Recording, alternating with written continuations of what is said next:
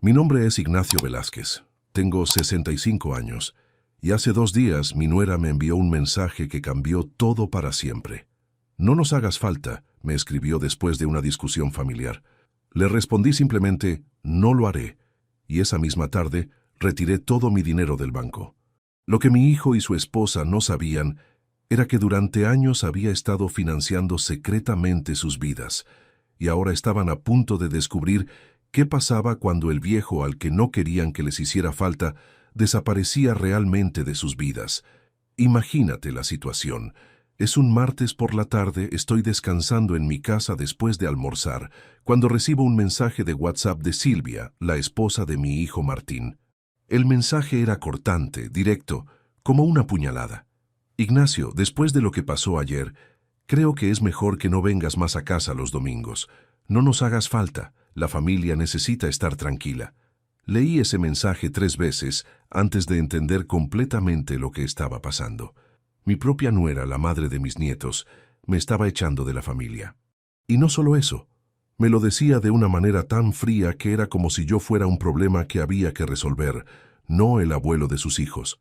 Pero lo que Silvia no sabía, lo que mi hijo Martín tampoco sabía, era que detrás de la tranquilidad económica que ellos disfrutaban, había un viejo que durante 5 años había estado pagando en silencio la mayoría de sus gastos, y ese viejo acababa de decidir que si no querían que les hiciera falta, no se la iba a hacer nunca más.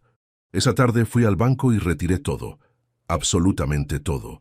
Cerré las cuentas, cancelé las transferencias automáticas, corté todos los hilos económicos que me conectaban con la vida de mi hijo. Si ellos querían tranquilidad familiar sin el abuelo, iban a tenerla. Pero también iban a tener que pagar por esa tranquilidad de su propio bolsillo.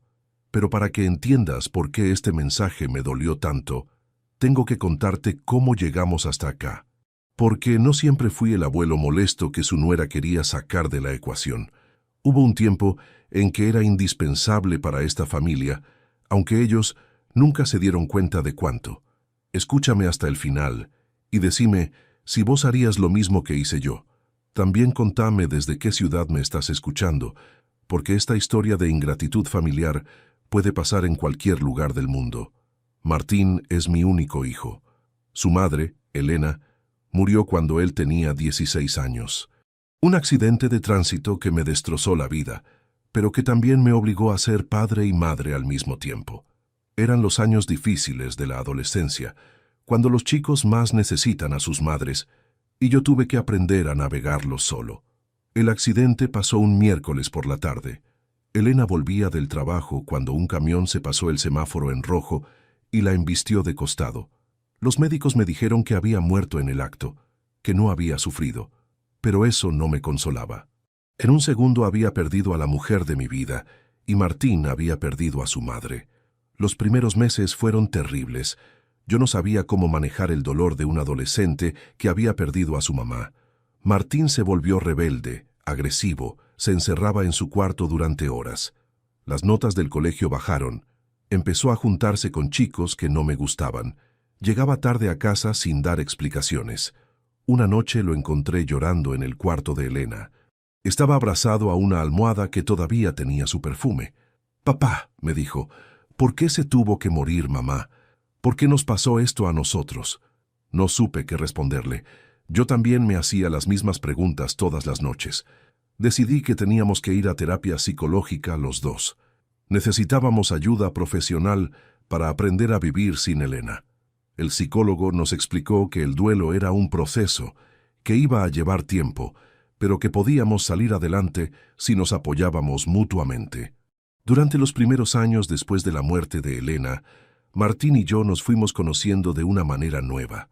Ya no éramos solo papá e hijo, éramos compañeros de dolor, cómplices en la supervivencia. Aprendí a cocinar sus comidas favoritas, él aprendió a ayudarme con las tareas de la casa. Los fines de semana que antes pasábamos los 3 juntos, ahora los pasábamos solos. Al principio era doloroso porque todo nos recordaba a Elena, pero de a poco fuimos creando nuevas tradiciones. Empezamos a ver partidos de fútbol juntos, a ir al cine, a hacer asados los domingos. Martín me enseñó cosas que yo no sabía, como usar la computadora, cómo mandar mensajes de texto, cómo buscar información en Internet. Yo le enseñé cosas que Elena siempre había manejado, cómo planchar la ropa, cómo administrar la plata de la casa, cómo arreglar cosas que se rompían. Durante los últimos 2 años del secundario fueron duros para los dos. Martín estaba rebelde, triste por la muerte de su madre, confundido sobre su futuro. Yo trabajaba como supervisor en una fábrica textil y llegaba a casa cansado, pero siempre tenía tiempo para sentarme con él a hacer la tarea o simplemente para charlar. Las noches eran las más difíciles. Yo extrañaba a Elena con una intensidad que me dolía físicamente. Martín también la extrañaba, pero de manera diferente. Él necesitaba a su mamá para cosas que yo no sabía manejar, sus primeras novias, sus dudas sobre el futuro, sus miedos de adolescente. Un día Martín me dijo algo que me marcó para siempre. «Papá, sé que vos también sufrís, pero gracias por no dejarme solo». Tenía 17 años y acababa de entender que el dolor se puede compartir, que no tenemos que sufrir aislados. Ese día supe que habíamos logrado algo importante juntos. Cuando se recibió del secundario, hicimos una fiesta pequeña en casa. Era tradición en nuestra familia hacer fiesta cuando alguien se graduaba. Elena habría estado orgullosísima. Esa noche, después de que se fueron los invitados, Martín me abrazó y me dijo: «Papá, mamá estaría orgullosa de los dos». Cuando se recibió del secundario, Martín me dijo que quería estudiar administración de empresas. Era una carrera cara, pero yo había estado ahorrando durante años para su educación. No solo había guardado plata para sus estudios, sino que también había vendido el auto que Elena y yo compartíamos y había empezado a usar transporte público. Le pagué la universidad privada, los libros, todo lo que necesitaba. Quería que tuviera las oportunidades que yo nunca tuve. Trabajaba horas extras en la fábrica, hacía guardias los fines de semana. Cualquier cosa para asegurarme de que Martín pudiera estudiar tranquilo sin preocuparse por la plata. Durante los años de facultad, nuestra relación se fortaleció mucho. Los fines de semana estudiábamos juntos en la mesa de la cocina. Yo le preparaba mate y él me contaba lo que estaba aprendiendo sobre marketing, contabilidad, recursos humanos. Era como si fuera mi compañero de estudios, aunque yo no entendiera la mitad de lo que me explicaba. Martín era un estudiante brillante. Siempre tuvo las mejores notas, participaba en proyectos especiales. Los profesores lo felicitaban constantemente. Yo iba a todas las presentaciones que podía, a todas las ceremonias, a todos los actos importantes. Era mi manera de reemplazar a Elena, de asegurarme de que Martín sintiera que tenía una familia completa. Una vez, Martín me llevó a conocer la universidad. Me presentó a sus compañeros, a sus profesores.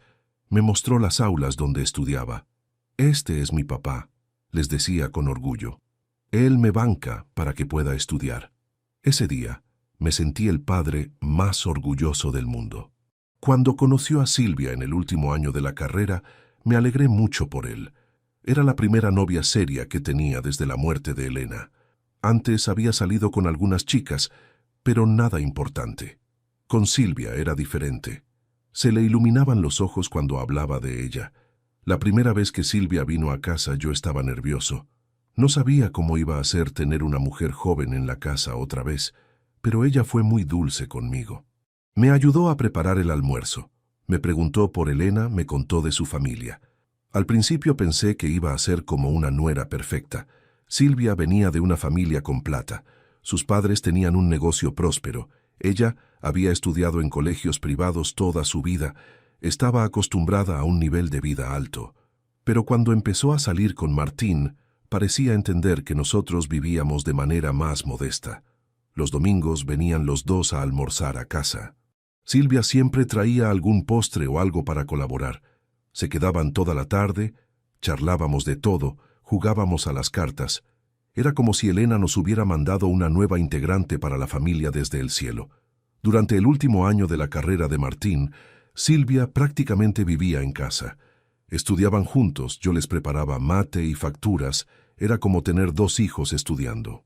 Ella me decía Ignacio con mucho cariño, me consultaba sobre cosas de la casa, me incluía en todas las conversaciones. Se casaron cuando Martín tenía 25 años y Silvia 24. Yo pagué gran parte de la boda. El salón, la comida, el viaje de luna de miel.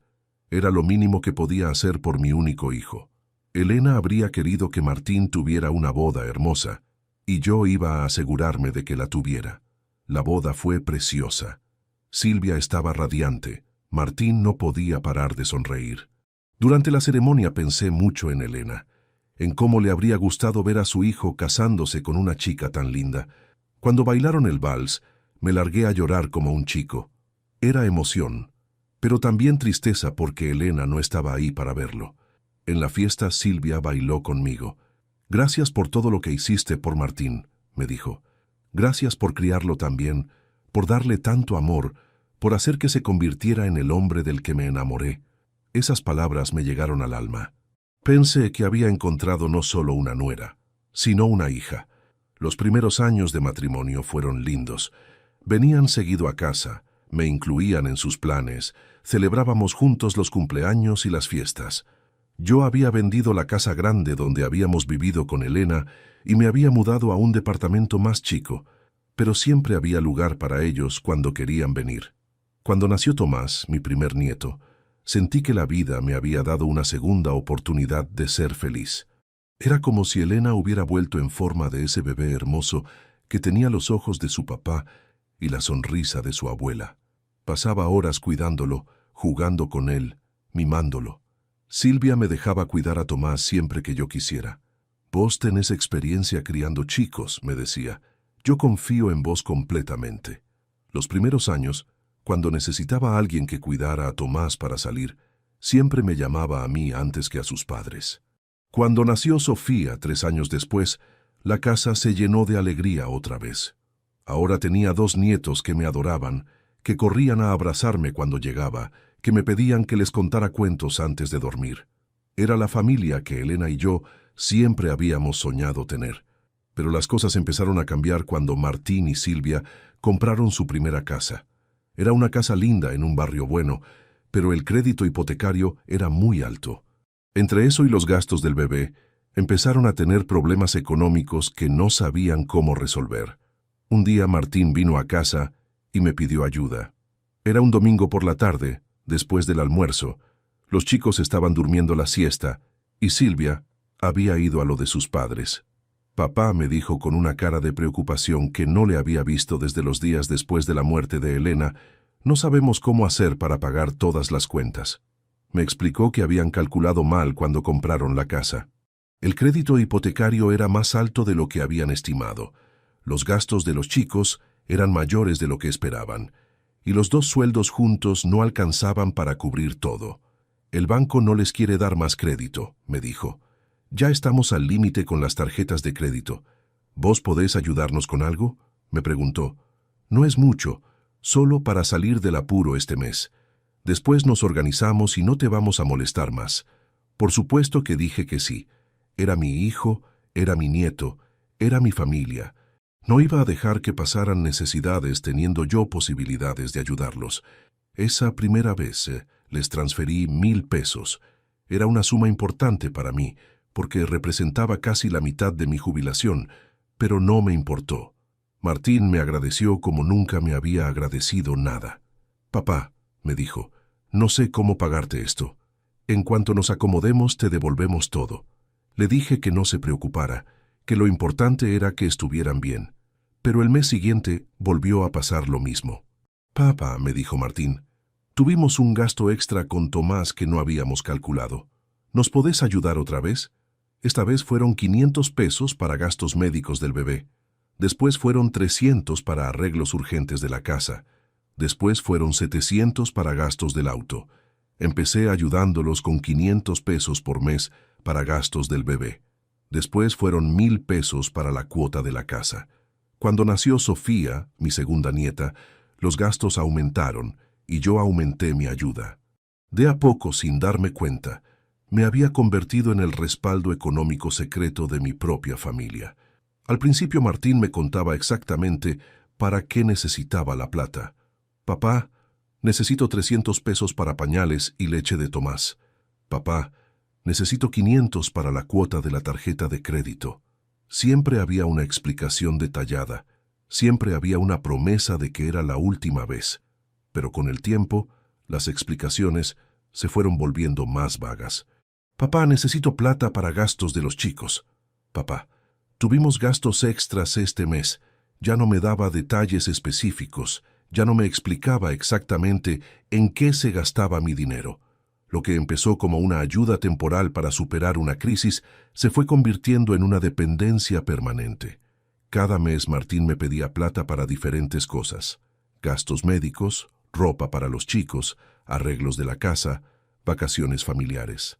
Y yo siempre decía que sí porque pensaba que era mi responsabilidad ayudar a mi familia. Después de 2 años ayudándolos, me di cuenta de que nunca me habían devuelto ni un peso de todo lo que les había prestado. Cuando le pregunté a Martín sobre eso, me dijo que habían estado tan apretados económicamente que no habían podido ahorrar para devolverme, que en cuanto se acomodaran iban a empezar a pagarme de a poco. Pero nunca se acomodaron. Siempre había un gasto nuevo, siempre había una emergencia, siempre había una razón por la cual necesitaban más plata en vez de poder devolverme lo que ya les había dado. Era como si mi dinero hubiera entrado en un agujero negro del que nunca iba a salir. Durante 5 años estuve transfiriendo dinero a la cuenta de mi hijo todos los meses. Al principio era una transferencia mensual de 500 o 1000 pesos. Después fueron 2 transferencias, una para gastos fijos y otra para gastos extras. Finalmente llegué a hacer 3 o 4 transferencias por mes. Lo que más me dolía no era dar la plata, era que nunca había un agradecimiento real por lo que estaba haciendo. Al principio Martín me agradecía efusivamente cada vez que le daba plata, pero con el tiempo se había vuelto algo rutinario. Era como si mi ayuda económica fuera algo natural, algo que yo tenía la obligación de dar. Gastos del colegio de Tomás, gastos del auto que se rompía seguido, gastos de ropa para los chicos que crecían, gastos de reparaciones de la casa, gastos de cumpleaños, gastos de vacaciones. Siempre había algo. Mi jubilación se había convertido en el fondo de emergencia permanente de la familia de Martín. Una vez calculé cuánto dinero les había dado en un año. Era más del doble de mi jubilación anual. Eso significaba que yo estaba viviendo con menos de la mitad de lo que cobraba para poder mantener el estilo de vida que ellos habían elegido tener. Estaba sacrificando mi propia comodidad para financiar la comodidad de mi hijo. Pero lo que más me dolía no era dar la plata, sino la manera en que me trataban cuando la daba. No había agradecimiento genuino, no había reconocimiento de que yo me estaba sacrificando por ellos. Era como si mi ayuda económica fuera algo natural, algo que yo tenía la obligación de dar. Empecé a notar que las conversaciones con Martín siempre terminaban girando alrededor de sus problemas económicos. Ya no me preguntaba cómo estaba yo, cómo me sentía, qué planes tenía. Solo me llamaba cuando necesitaba plata o cuando tenía que contarme algún problema que requería mi ayuda financiera. También noté que Silvia había desarrollado una técnica muy sutil para pedirme plata indirectamente. Cuando venía a casa los domingos, siempre encontraba la manera de mencionar gastos importantes que tenían. «Ay, Ignacio, no sabes lo caros que están los útiles escolares. Ay, Ignacio, tuvimos que llevar a Sofía al médico y nos salió una fortuna». Nunca me pedía plata directamente, pero siempre me contaba sus problemas económicos con un tono de voz que dejaba claro que esperaba que yo me ofreciera a ayudarlos. Era una manipulación muy elegante, muy sutil, pero manipulación al fin. Los domingos, cuando iba a almorzar a su casa, las conversaciones siempre terminaban girando alrededor de los gastos que tenían. Silvia me contaba sobre los precios de la ropa de los chicos, sobre lo cara que estaba la comida, sobre los arreglos que necesitaba la casa, y yo sabía que era su manera indirecta de pedirme más plata. Martín había desarrollado una técnica muy parecida para pedirme ayuda económica. Nunca me decía directamente necesito plata, sino que me contaba sus problemas económicos y esperaba a que yo me ofreciera a ayudarlo.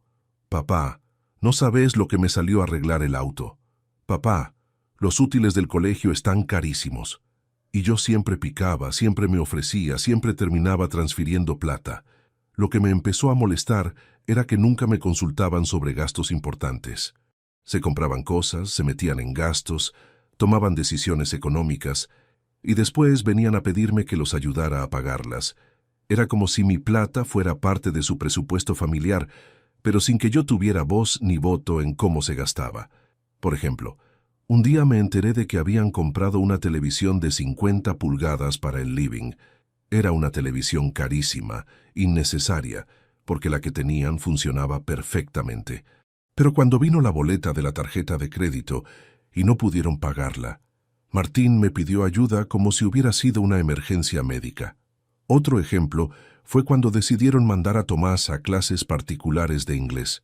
Era algo bueno para el chico, pero costaba una fortuna mensual. No me consultaron si me parecía bien, no me preguntaron si podía ayudarlos a pagarlo. Simplemente lo anotaron y después me pidieron plata para cubrir ese gasto extra.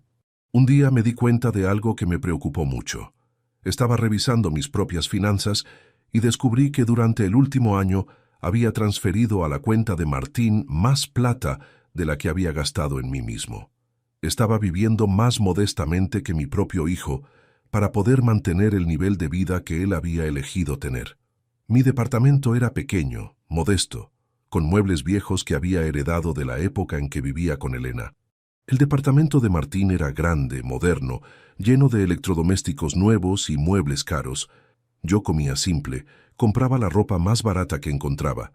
Ellos comían bien, se vestían con ropa de marca, se daban gustos que yo no me podía dar. Era como si hubiera dos niveles de vida en la familia, el mío, que era austero y lleno de privaciones, y el de ellos, que era cómodo y lleno de comodidades que yo pagaba, pero que no podía disfrutar. Yo era el que bancaba el estilo de vida de mi hijo, pero no era el que se beneficiaba de ese estilo de vida. Empecé a calcular cuánta plata les había dado en total durante esos 5 años.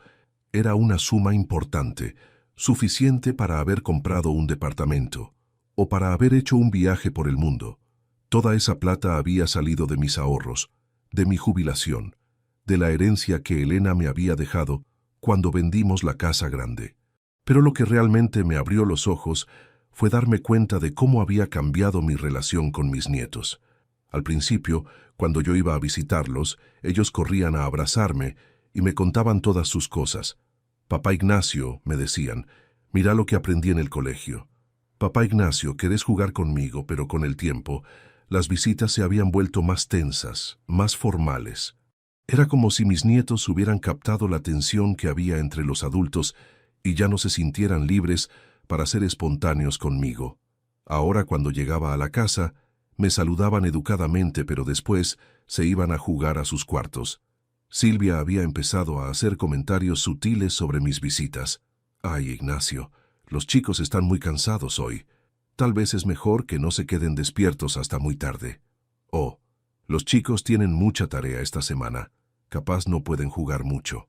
Siempre había una razón por la cual mis visitas tenían que ser más cortas. También noté que cuando yo llegaba a su casa los domingos, Silvia tenía siempre una cara de fastidio, como si mi llegada fuera una molestia más que una alegría. Ya no me preguntaba cómo estaba, ya no me incluía en las conversaciones familiares, ya no me hacía sentir bienvenido. Martín, por su parte, parecía estar cada vez más cómodo con la situación. Recibía mi plata todos los meses, pero ya no se molestaba en explicarme para qué la necesitaba o en agradecérmela. Era como si hubiera decidido que yo tenía la obligación de mantenerlos y que cualquier cuestionamiento de mi parte era inapropiado. El problema llegó a su punto máximo el domingo pasado. Fui a almorzar a su casa como siempre, pero desde que llegué sentí que había una tensión diferente en el ambiente. Silvia estaba especialmente fría conmigo, y los chicos parecían haber recibido instrucciones de no molestarme. Durante el almuerzo, Tomás, mi nieto mayor, me contó que se iba de campamento con el colegio. «Abuelo», me dijo, «vamos a ir a Bariloche una semana. Va a ser genial». Yo le pregunté cuánto costaba el viaje porque me parecía caro para un nene de 11 años. Silvia saltó inmediatamente. «No te preocupes por eso, Ignacio. Nosotros nos encargamos de los gastos de nuestros hijos. No necesitamos que nos controles en qué gastamos la plata». Su tono era agresivo, como si yo hubiera hecho algo malo al preguntarle algo tan simple a mi nieto. Le dije que no era mi intención controlarlos, solo que me parecía un gasto muy alto para una familia que todos los meses me pedía ayuda económica, que tal vez era hora de priorizar gastos y no meterse en cosas que no podían pagar. Silvia se enojó mucho. Me dijo que yo no tenía derecho a opinar sobre cómo ellos educaban a sus hijos, que si los chicos querían ir de campamento, ellos iban a encontrar la manera de pagárselo, y que mis comentarios sobraban. Martín, en vez de defenderme, le dio la razón a su mujer. La discusión se fue escalando hasta que Silvia me dijo algo que me dolió en el alma. Ignacio, vos siempre metés presión en esta casa. Siempre opinás sobre nuestros gastos, siempre cuestionás nuestras decisiones. Nosotros no te pedimos que opines, te pedimos que respetes.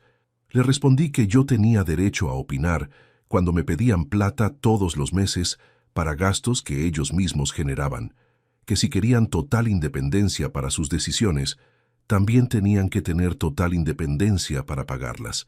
Ahí fue cuando Silvia perdió completamente la paciencia.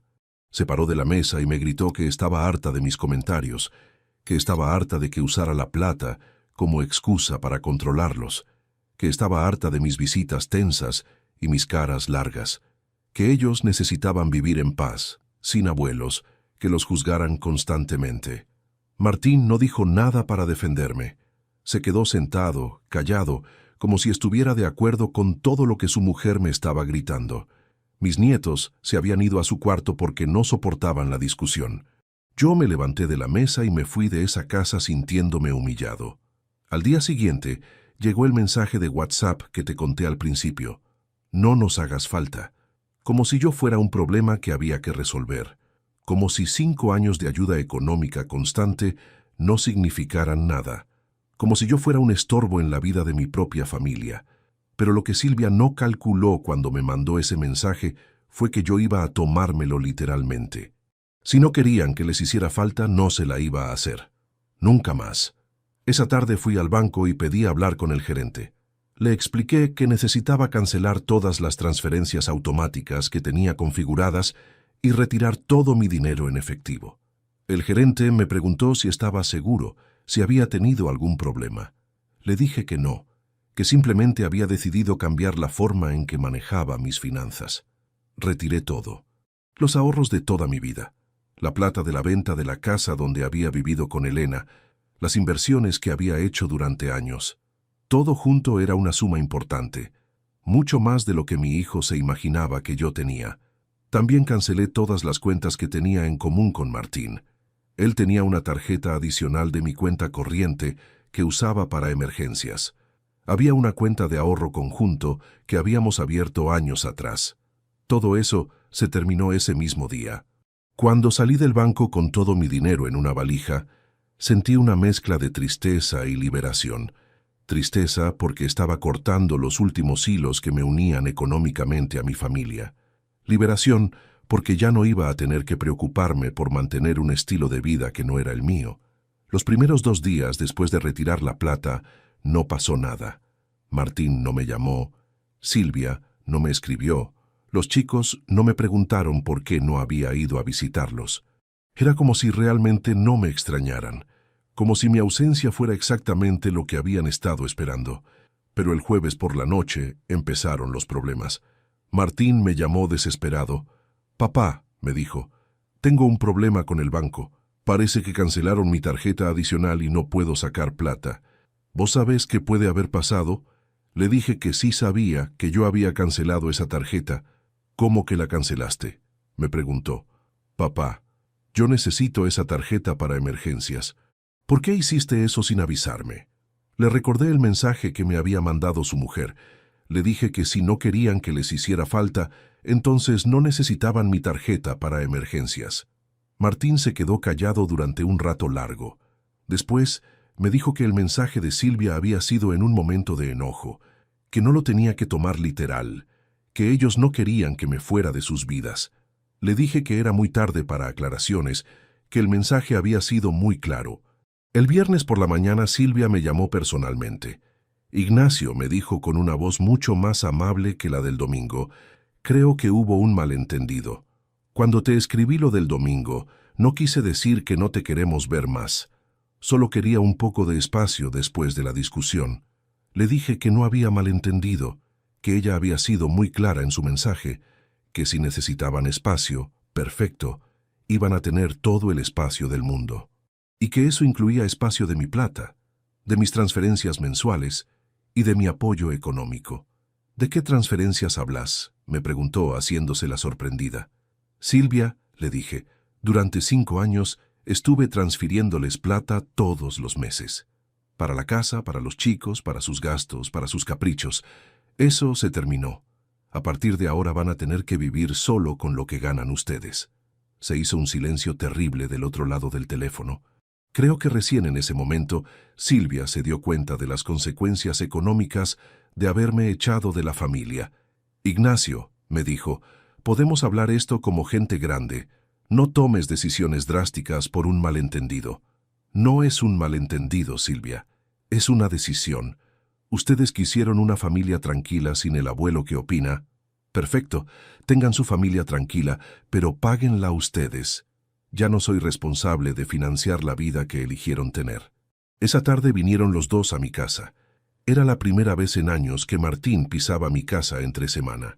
Se veían preocupados, desesperados, como si hubieran entendido finalmente la magnitud de lo que había pasado. «Papá», me dijo Martín, «creo que todos nos calentamos el domingo. Podemos arreglar esto como familia. Silvia quiere pedirte disculpas y yo también. No es necesario que canceles todo por una discusión».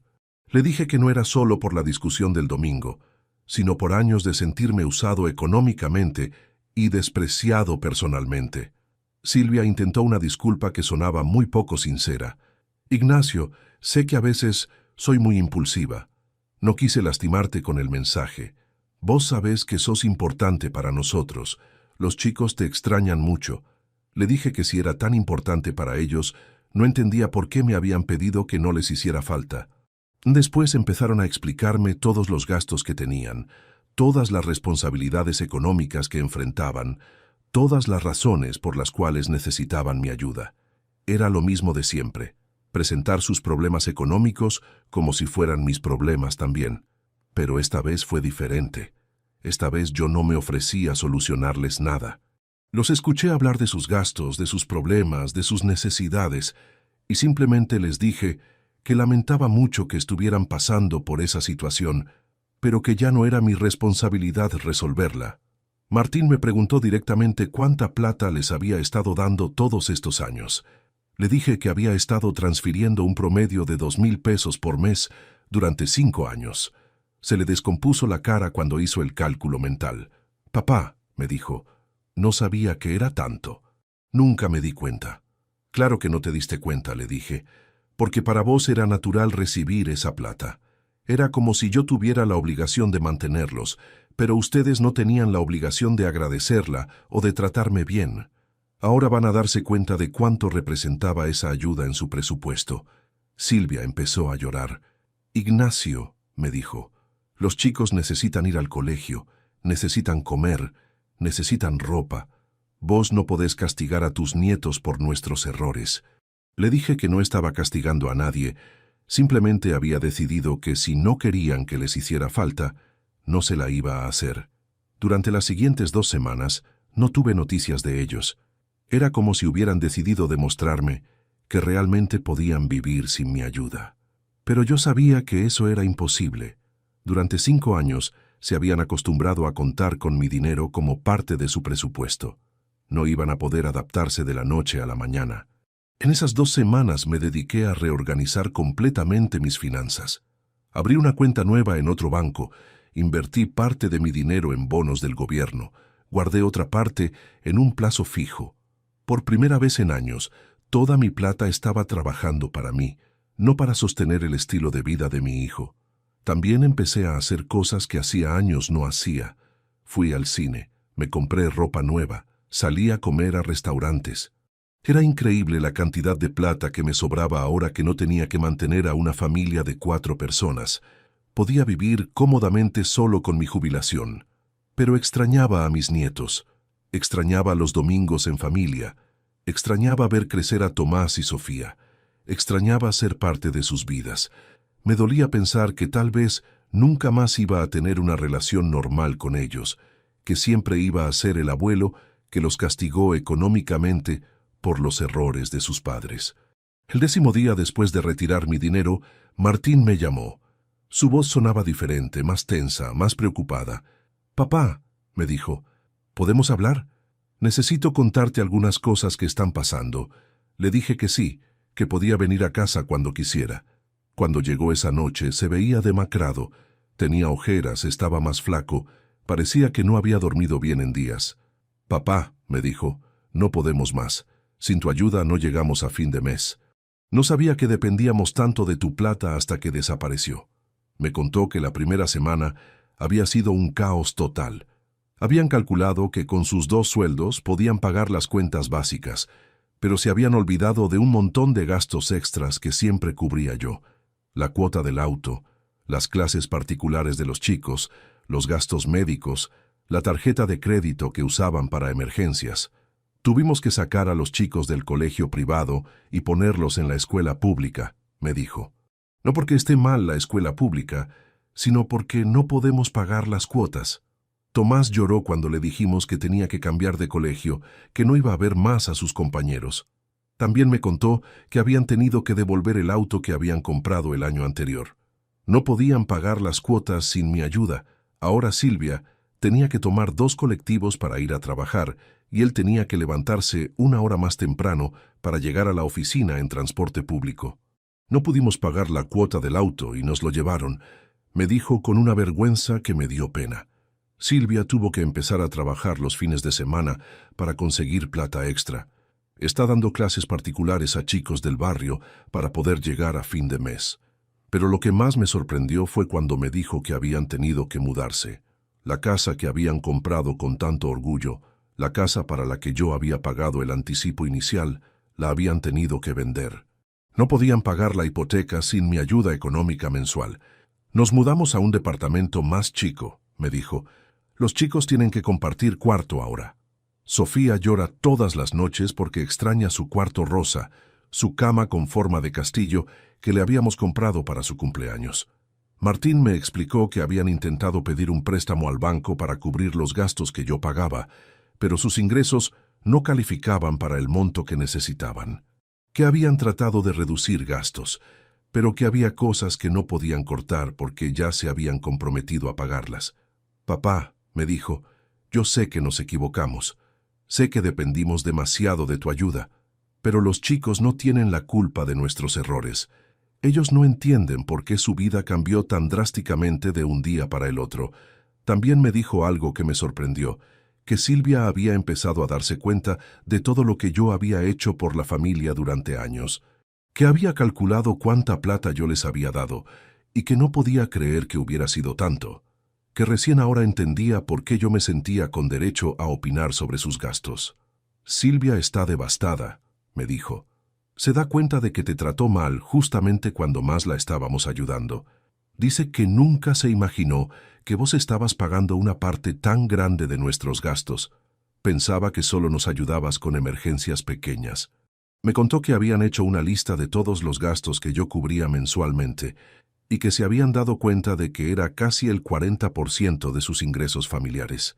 Sin esa ayuda, su estilo de vida se había vuelto completamente insostenible. «Papá», me dijo con lágrimas en los ojos, «Silvia quiere venir a pedirte disculpas personalmente. Quiere explicarte por qué reaccionó así el domingo.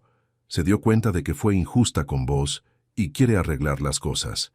Pero yo le dije que ya era tarde para arreglar las cosas. «¿Sabes qué aprendí en estas 3 semanas?», le pregunté. «Aprendí que ustedes me necesitaban solo para mi plata, no para mi compañía. Cuando tuve un problema económico con ustedes, lo que les preocupó fue perder el dinero, no perder la relación conmigo. Martín trató de convencerme de que no era así, pero yo ya había tomado mi decisión. Le dije que si realmente querían reconstruir nuestra relación, tenía que ser desde otro lugar, sin plata de por medio, sin dependencias económicas, como una familia normal donde cada uno se hace cargo de sus propios gastos. También le dije que tenía que entender algo importante, que su mujer me había echado de la familia con un mensaje de WhatsApp, que después de 5 años ayudándolos económicamente, después de sacrificar mi comodidad para darles comodidad a ellos, me había tratado como si fuera un problema que había que resolver. ¿Y qué va a pasar con nosotros?, me preguntó. Van a aprender a vivir con lo que ganan, le dije. Van a aprender a priorizar gastos, a no meterse en compromisos que no pueden cumplir. Van a aprender a ser una familia económicamente independiente. Pero, papá, me dijo, ¿vos no vas a volver a ayudarnos nunca más? ¿Ni siquiera en emergencias reales? Le dije que dependía de ellos, que si querían reconstruir una relación basada en el respeto mutuo, sin manipulación económica, tal vez en el futuro podríamos hablar. Pero que nunca más iba a ser el banco personal de la familia. También le expliqué que había aprendido algo muy importante sobre mí mismo, que había sido un padre demasiado permisivo, que había confundido amor con dinero, que había creído que ayudar económicamente era la única forma de demostrar cariño, y que eso había sido un error tanto para él como para mí. Martín, le dije, yo te crié solo después de que murió tu mamá. Te di todo el amor que pude, toda la educación que pude, todo el apoyo emocional que necesitaste, pero cuando te casaste no supe cuándo parar de darte, y vos no supiste cuándo parar de pedirme. Le expliqué que había convertido a mi propia familia en una responsabilidad económica en vez de un disfrute emocional, que los domingos familiares se habían vuelto reuniones de negocios donde siempre terminábamos hablando de plata, que había perdido la alegría de ser abuelo porque siempre estaba preocupado por los gastos que me iban a pedir cubrir. Hace un mes de todo esto, Martín viene a visitarme una vez por semana, solo, sin Silvia. Me cuenta cómo están adaptándose a su nueva realidad económica. Los chicos están bien en la escuela pública, dice, incluso mejor que en la privada porque hay más diversidad, más chicos de diferentes trasfondos. Me dice que él está haciendo horas extras para compensar los ingresos que perdieron cuando dejé de ayudarlos, que Silvia consiguió un trabajo de medio tiempo dando clases particulares a chicos del barrio, que están aprendiendo a vivir con menos, pero que se sienten más unidos como familia. Papá, me dijo la semana pasada, fue duro al principio, pero creo que necesitábamos este sacudón. Estábamos viviendo una mentira, gastando plata que no era nuestra, tomando decisiones económicas como si tuviéramos más ingresos de los que realmente teníamos. También me contó que los chicos, después del shock inicial, se habían adaptado bien a los cambios. Tomás había hecho amigos nuevos en la escuela pública y ya no extrañaba tanto el colegio anterior. Sofía había decorado el cuarto que ahora comparte con su hermano y lo había convertido en su refugio personal. Me dice que la familia está más unida ahora que antes, que han aprendido a valorar lo que tienen, que ya no se meten en gastos que no pueden pagar, que Silvia entiende ahora por qué yo me enojaba cuando tomaban decisiones económicas sin consultarme. La semana pasada me trajo una carta de Silvia pidiendo disculpas. Era una carta larga, escrita a mano, donde explicaba que había reaccionado mal porque se sentía juzgada como madre y como esposa, que no se había dado cuenta de cuánto yo los ayudaba económicamente, porque Martín nunca le había explicado claramente el monto de las transferencias. En la carta, Silvia me explicaba que había crecido en una familia donde los problemas se resolvían gritando, donde las discusiones se ganaban alzando la voz, que cuando yo cuestioné el viaje de Tomás, ella sintió que estaba atacando su capacidad como madre y por eso había reaccionado tan agresivamente. También me escribía que recién ahora, después de hacer las cuentas sin mi ayuda, se daba cuenta de la magnitud de lo que yo había hecho por ellos. Ignacio, decía la carta, durante 5 años vos fuiste como un tercer padre para mis hijos. Les diste oportunidades que nosotros solos nunca hubiéramos podido darles. Sé que no tengo derecho a pedirte perdón, seguía la carta, porque lo que te dije fue imperdonable. Pero quiero que sepas que me arrepiento profundamente y que estoy dispuesta a hacer lo que sea necesario para reconstruir nuestra relación, sin presiones económicas de por medio. También me escribieron los chicos. Tomás, que ahora tiene 12 años, me hizo una carta muy madura para su edad. Abuelo, me escribía, entiendo por qué te enojaste con mamá. Ella no debería haberte dicho que no nos hicieras falta, porque vos siempre nos hiciste mucha falta, pero no por la plata. Sofía, que tiene 9 años, me dibujó un corazón gigante con las palabras «Te amo, abuelo Ignacio» adentro. En el reverso del dibujo me había escrito «Abuelo, quiero que vengas a conocer mi cuarto nuevo. Es más chiquito, pero lo decoré linda. También quiero mostrarte mi escuela nueva». Esas cartas me emocionaron mucho, pero también me hicieron dar cuenta de algo importante, que mis nietos habían sido víctimas inocentes de esta situación. Ellos no habían pedido que sus padres dependieran económicamente de mí, pero habían tenido que pagar las consecuencias cuando esa dependencia se rompió. Pero yo todavía no estoy listo para perdonar completamente. No es solo por la plata, es por los años que me sentí usado, menospreciado, tratado como un medio para conseguir un fin. Es por todas las veces que llegaba a su casa y sentía que molestaba. Es por el mensaje cruel de Silvia diciéndome que no les hiciera falta. ¿Sabes qué hice con toda la plata que retiré del banco? La invertí en bonos del gobierno a mi nombre solamente. Ahora tengo una renta mensual que me permite vivir cómodamente sin depender de nadie. Y tengo la tranquilidad de saber que nadie puede usarme económicamente nunca más. También empecé a hacer trabajo voluntario en una fundación que ayuda a abuelos que han tenido problemas similares con sus familias. Es increíble la cantidad de adultos mayores que son usados económicamente por sus hijos y nietos. Mi historia no es única, lamentablemente es muy común. Te dije que Martín me propuso la semana pasada ir a almorzar a su casa el domingo que viene. Me dijo que Silvia había preparado mi comida favorita, que los chicos querían mostrarme sus boletines del colegio nuevo, que querían que volviera a ser parte de la familia. Le dije que tal vez, pero con condiciones. Que si iba a volver a ser parte de la familia, tenía que ser tratado con respeto, que no iba a tolerar comentarios despectivos, caras largas cuando llegara, o mensajes pidiendo que no les hiciera falta, y que la relación económica entre nosotros había terminado para siempre.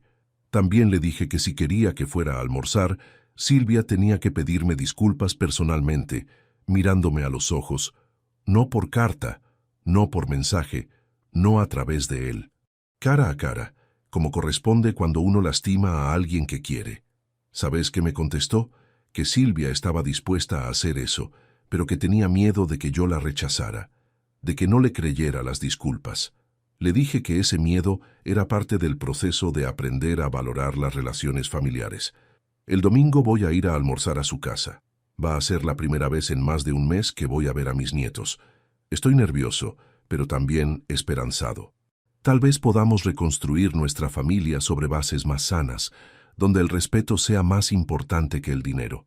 Pero una cosa tengo clara: nunca más voy a permitir que me traten como trataron. Nunca más voy a financiar la vida de gente que no me valora. Y nunca más voy a quedarme callado cuando alguien me falte el respeto, aunque sea familia. Y vos que me escuchaste hasta acá, quiero que te quedes con algo importante. Si tenés familia que te usa económicamente, pero te trata mal emocionalmente, pregúntate si realmente te quieren a vos o solo quieren tu plata. Porque el amor verdadero no viene con facturas adjuntas. Los hijos adultos que dependen económicamente de sus padres mayores a menudo confunden ayuda con obligación. Creen que porque sus padres los ayudan, tienen derecho a esa ayuda. Y cuando los padres ponen límites, se enojan como si les estuvieran robando algo que les pertenece. Mi nombre es Ignacio Velázquez. Tengo 65 años y hace un mes retiré todo mi dinero después de que mi nuera me dijera que no les hiciera falta. Fue la mejor decisión que tomé en años. Perdí una familia que me usaba, pero recuperé mi dignidad. Y eso no tiene precio. Contame si esta historia tuvo sentido para vos y decime desde qué ciudad me estás escuchando. Porque al final, todos merecemos ser queridos por quienes somos, no por lo que podemos dar.